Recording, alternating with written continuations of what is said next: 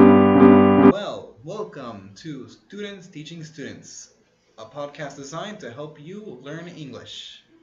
I am Javier, And I'm Jesus. and if you're just joining us, like we said, this is a podcast designed to help you learn English. We already have a few podcasts before this one, so I recommend you watch those before watching this one.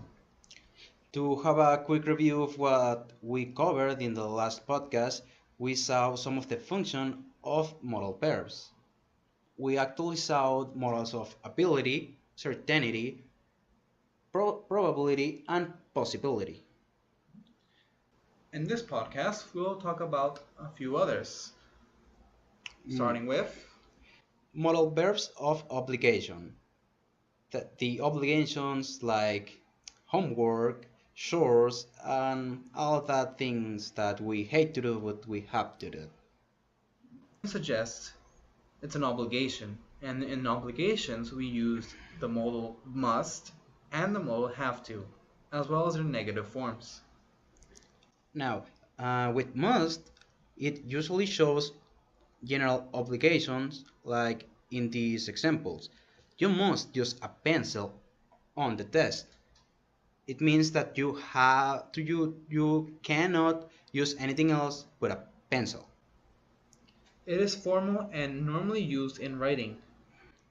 Like in the example, all employees must wear proper safety equipment.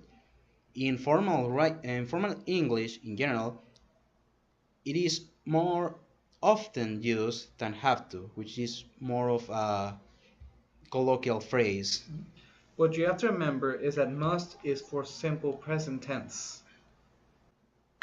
Now, have to is not an actual modal verb, but it is used like a modal. It's special. You must conjugate the verb have depending on the time and subject. For instance, I have to work tomorrow. She has to work tomorrow. It is used in all tenses. As we mentioned before, have to is less formal and is the most used. Here are a few examples. I had to work last night. She has had to work every day this week. Now, as you just heard, those are in past tense. Also, we have the negative forms of these models, which are must not, at, doesn't have to, or don't have to. Must not and don't have to are completely different, but their meanings are often confused. Must not is a negative obligation and shows something that is prohibited, like in the following examples. You must not eat in the computer room. Here we say that you cannot do it.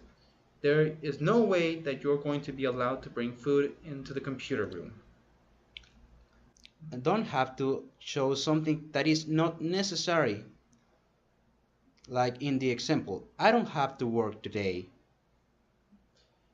Here we say that yes, you can work for today, but you don't have to. It's not a necessity. You can choose to do it or not to do it. Tell me, Jesus, have you ever had a friend who needs some help in something? As a matter of fact, I have. Well, thanks to modal verbs, you can now give them advice. That's right. Modal verbs are used to give advice or make suggestions. There are actually two modal verbs that are used for this purpose, which are should and will. Should. Should is used for advice in the present. The structure that we use is subject, should, and the base form of the verb, like cook. I should cook. Another example could include you should eat healthy food or you should exercise every day. Something that we all say want to do but never get to do. Also, should can be used to give advice in the past, like to tell a friend what he or she should have done at the time. For example, I know a friend who shouldn't have left his work for the last moment. Yeah, actually, that's a sad story when that happens. Well, the structure for this is should plus have plus past participle. Like in the example, you should have gone to the party. It probably was an interesting party. It is common to use should to give a negative advice. In this case, we add not. You should not eat too much candy. Now, to use the modal would to actually give advice, we need a special kind of situations. In this situation, the speaker is giving hypothetical advice as if he or she were the listener. One example is, if I were you, I would return the book. We are giving advice by saying what we will do in place of the other persons. Whatever the problem is, we're speaking as if we were the ones in the problem.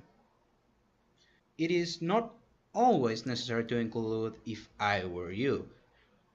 We could have the simple form. I wouldn't eat that. I would choose the red shoes. Normally, will is used to talk about yourself and should is used to talk about someone else. Both are used to give advice, but the difference is that will has a more personal meaning, saying that is what you as a person will do in that case. We can also use modals to make requests. With modals, it makes it sound a bit better than if we just told someone immediately what we wanted. Now, in order to make requests, we use can, could, or would. Each of them have a different level of politeness. Can is the most used and the least polite. It is used to make basic requests from friends or coworkers, and it is often used for small things. For example, can you pass the salt? Could is a bit more polite than can, but it has the exact same meaning.